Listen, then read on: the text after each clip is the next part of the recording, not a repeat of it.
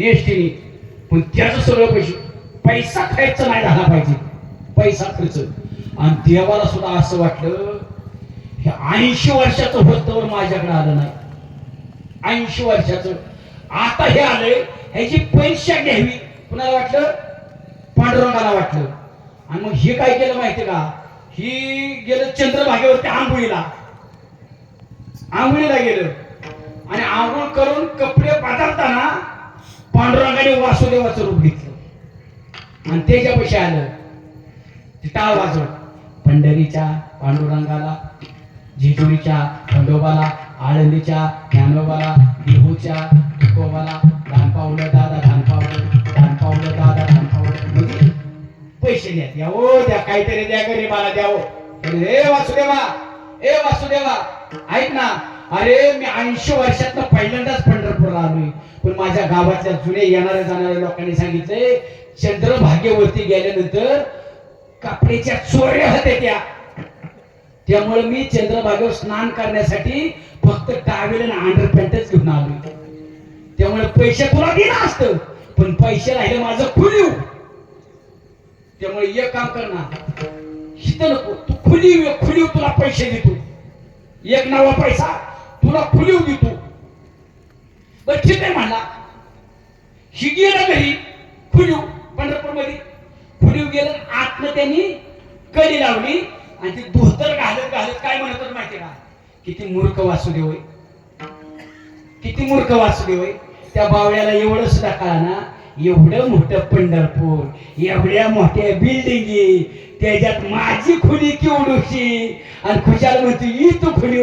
या बावळात आणि इचरायचं तरी खुली नंबर किती या? हे असं धोतर घालत ती म्हणत होतं तेवढ्यात बाहेर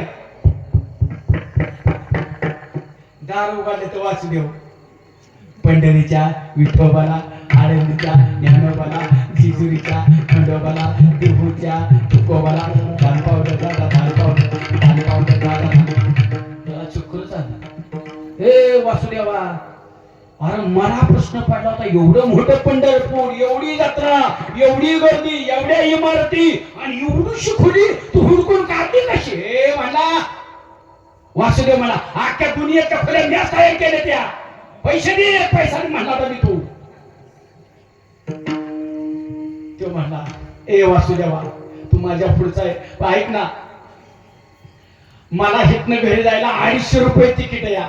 आणि मी आता मोजून बघितलं तर बरोबर 250 रुपये माझ्या खिशात भरले. जर 1 रुपया कमी पडला तर कंडक्टर मला गाडीत घेणार नाही. त्यापेक्षा एक काम कर ना, तुला 1 पैसा मी देतो, तू माझ्या गावाला ये, माझ्या गावाला ये. ठीक आहे. त्यांनी काय केलं, वासुदेव निघून गेल्यावर त्यांनी पहिले पटापटा मंडईमध्ये शिरलं. बायकोला साडी घेतली, नातवंडाला फुलफळा घेतला, बैलाच्या झुली घेतल्या, चादरी घेतल्या, सोलापुरी सगळी खरेदी केली. आणि डोक्यावर बसायला एवढं सामान घेऊन इष्टीला पाय देऊन घरात राहिलो. आणि बायकोने आले विचारलं की इतक्या दिवसातनं गेलतं, म्हणजे काहीतरी विशेष घडला असेल. ऐका, त्याचं पाय धुतलं बायकोने गेल्यानंतर. पाणी कडक तापवलं, आंघोळीला इतक्या दिवसात आले म्हटल्यावर सेवा करायची, कडक पाणी तापवलं.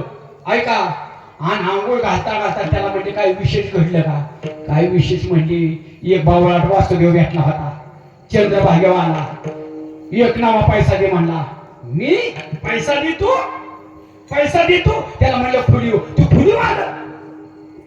मग तिथं पण फसवलं त्याला म्हणलं गावाकडे ये, तुला 1 पैसा देतो.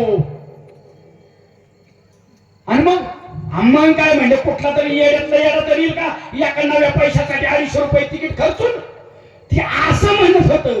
तर माग पंढरीच्या विठोबाला, आळंदीच्या ज्ञानोबाला, जेजुरीच्या खंडोबाला, देहूच्या तुकोबाला, दान पावलं दादा, दान पावलं दादा. बायको म्हणते माग कोण आहे? त्याने माग बघितलं, त्याला चक्कर झाली. हे वासुदेव कुणाला काय? हे वासुदेव म्हणले. ती म्हणजे एक काम कर, घरात चल, घरात चल, घरात चल, घरात चल. हेच होता घरात चल. घरात गेलं. आता म्हणजे काय करायचं? 1 नव्या पैशासाठी त्याला बोंबलत आले. एक काम करतो, मी मरायचं नाटक करतो आणि त्याला सांगते मेलं म्हणून. ती मेलं आरडाय सुरुवात केली हिने. नवरा मेला गाव जमलं, गाव बघायला लागलं मेलं कसं. आता ती मेलं आणि वासुदेव विचारलं होय काय झालं, कशामुळे करतील, का रडारडी. ती मेलं ना म्हणली कोण, आता ती मेलं म्हणली आता घेऊन. म्हणजे त्यांच्या तर नाव इतक्या लांब मी आलो, एक नाव पैसा देतो म्हणून त्यांनी बोलावलं म्हणून तर मी आलोया. आपण ती मेलं ना आता. ते आलो जवळ बघितलं, म्हणला एखादा या पैशासाठी मी इतक्या लांब आलो, पैसा तर बुडलाच माझा, पण आता जाता तरी कसं. आता हे बिचारा मरून पडलाय, हे जे माती करत मला कसं जाता येईल, झोपलेला ऐकते या.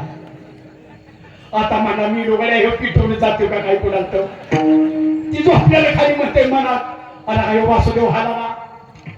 पण म्हणला मी नया पैसा त्याला देणार नाही. मग काही तयारी झाली, पाणी तापावलं, उकळा केला त्याला, अंगा पाणी असं कडक पाणी होतं, पाणी तसलं सोसलं मला हुस करावं तर तो म्हणले एक पैसा हुस सुद्धा करा ना घरी. ताटीव बांधला, चार जणले खांदालेला. त्याला वाटलं आता तरी वासुदेव जातो का नाही, पण तो म्हणला नाही, याला पेटवल्याशिवाय मी जाणार नाही.